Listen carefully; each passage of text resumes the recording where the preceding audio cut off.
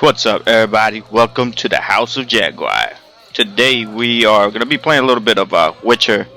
Felt inspired after the SDCC drop for their official Netflix trailer for The Witcher, which looks really good with Henry Cavill.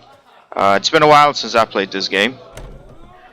I know I'm in Skellige right now. Not sure what I'm supposed to be doing, but we'll just run around for a little bit. See if I can use the controllers. Anyways, I'm pretty excited for well, somebody ate that horse. Go. So yeah, about The Witcher, it looks really interesting. The other thing is that, you know, Henry Cavill was probably not a very cheap actor to hire for this, and I don't know if I can get there. So most of the other actors really weren't recognizable, which is fine because that's the way it was with Game of Thrones. You really didn't recognize any of those people there, and until now everybody knows who those actors are. Same thing for kind of Spartacus. Is usually overseas actors that they can be found pretty cheap, and they're looking for that good opportunity.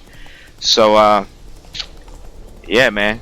The only thing that would really suck if they hold back on the budget, so they can't really have the monster fights that they hoping for.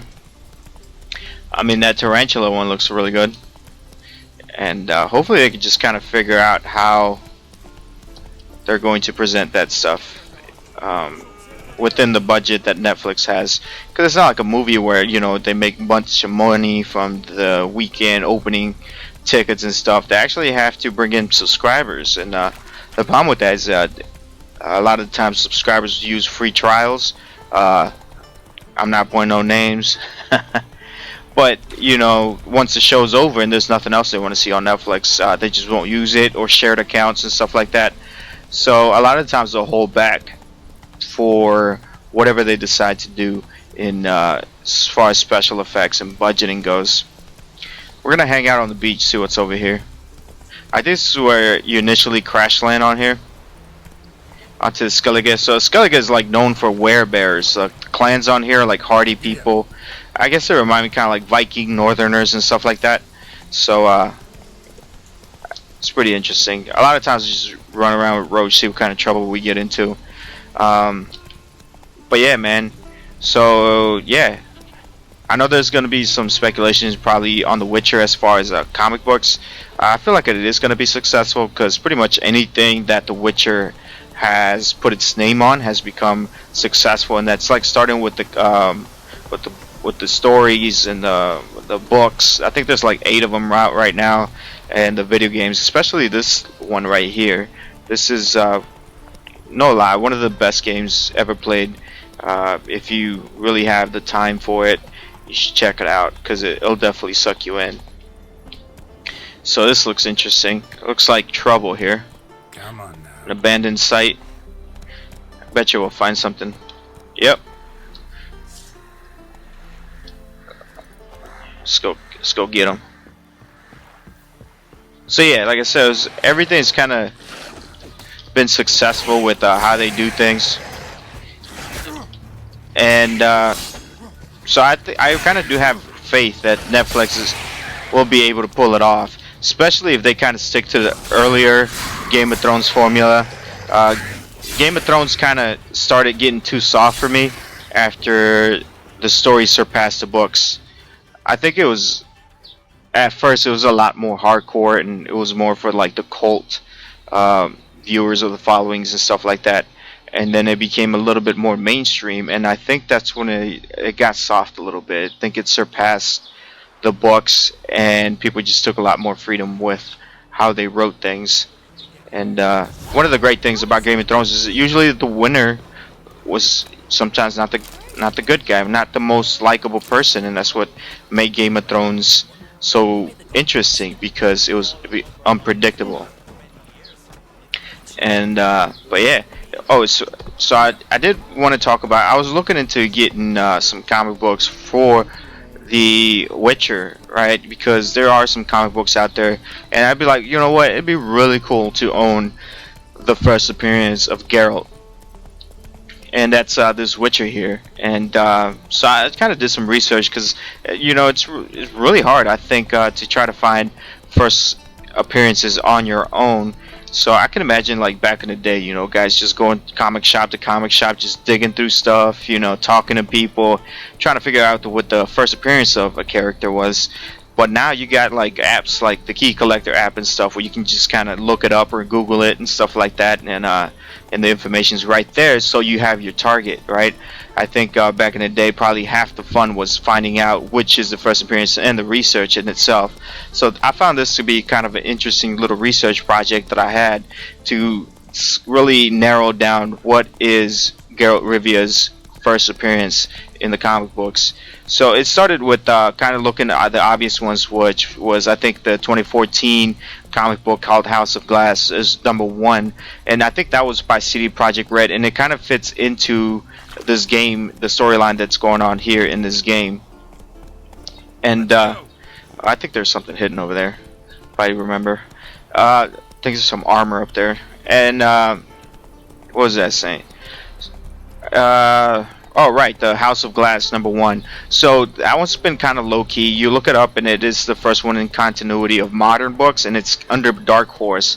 So it was on Key Collector app when I looked it up. And then you're looking at the last ones, they were selling for, a decent amount of... Oh, let's investigate.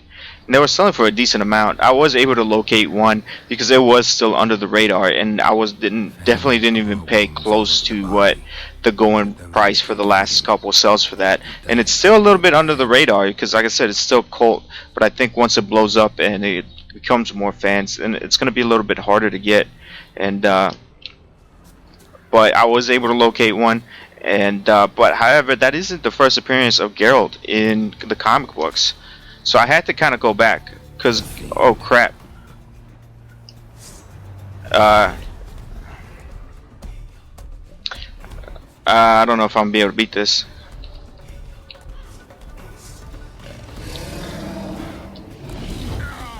Oh, it's too powerful.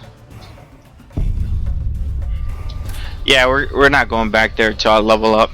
Alright, so we're not going to mess with that guy. We're going to run away and level up, but there is some rare armor in there. I think it's some Witcher armor and stuff. But anyways, like I was saying, I was trying to locate the first appearance of Witcher in the comics, and I found out that there was, like, kind of looking through old message boards in the on the internets, and that's like old message boards, man, of like Witcher fans and stuff like that. And because this thing's like worldwide, man, it's got a cult following in it's got a cult following over in Poland, because this is a Polish literature creation. And I was able to locate some comic books that were printed like in the 90s, and they were called Weizmann, or something like that. It's Weiedzmin, and that's pretty much the Polish word for The Witcher. So there was a series of 6 issues, right? The first one was called Drogabez, Drogabez, and it's actually not about Geralt. It's about a woman and a man named Corin, right? And it's mostly around them. And then it's based on the original story by the creator of The Witcher, Andrew Slakowski. Well, anyways, we're gonna call him AK. And so it is by the original writer.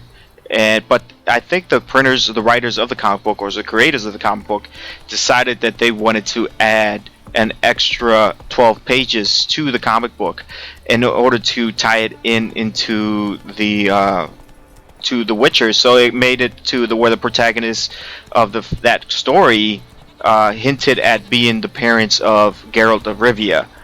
So that was a pretty interesting find. I was able to locate some digital scans online of the work on there, but I couldn't find an English translation of the work of at least that issue #1. I was able to locate a French translation of that issue, but I don't read French, but it was a little bit easier to decipher because I do speak Spanish, and French and Spanish are Latin languages, so you can recognize a little bit of the Latin patterns, I guess.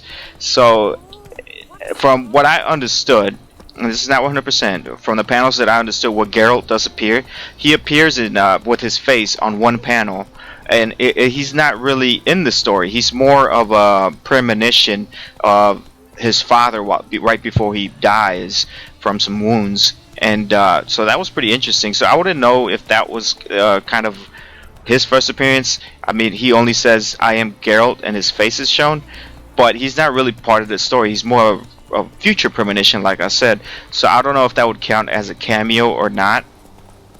And then there was another issue. Come on now. Now I picked up issue number 3, and that one shows the first appearance of Geralt on the cover. Whoa.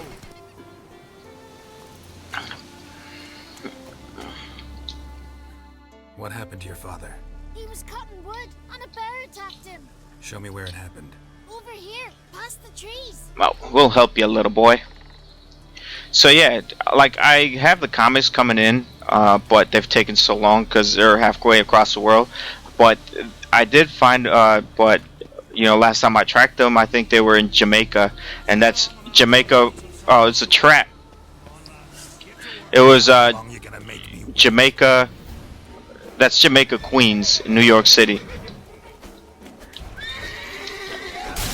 I'm scaring Roach, guys. And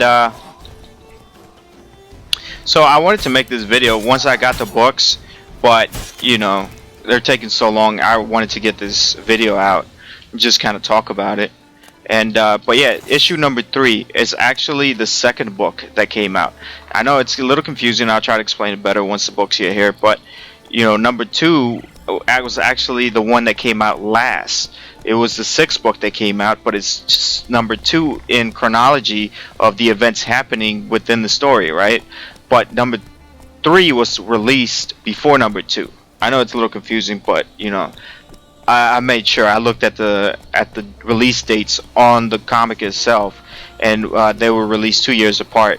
One 93, the other one in 95, and so yeah, I believe that is the first full appearance of Geralt of Rivia, and it's also the first cover appearance of Geralt of Rivia, and it's in Polish. So I don't know. I guess I'm gonna have to learn a little bit of Polish so I can translate the text out of the comic book, because that's really interesting. So it's kind of cool, just kind of tracking down first appearance. You know what I mean? And just kind of finding it out in the wild, because there was the original releases that of course came out in floppies in like in the 90s. And then there were some hardcovers that came out in the early 2000s, which were reprints. And see if I can get a couple copies of those. Oh, guy looks like he needs help. We're good. That's what we're here, boy.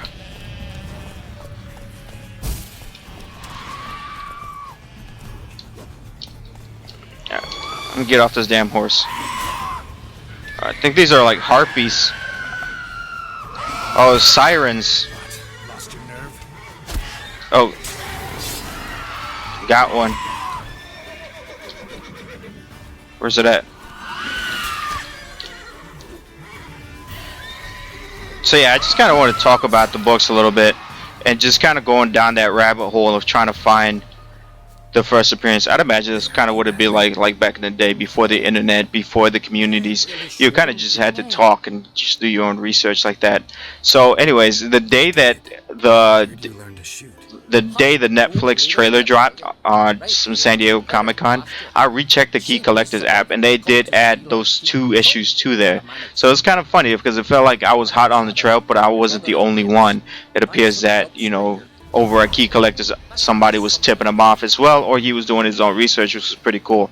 That, you know, everyone here in the community is putting in to work. So as soon as I get those books in, I'll show you guys what's up with those. And but yeah, man, it's just want to talk a little bit about The Witcher, and I'll see you guys next time in the House of Jaguar. Nice.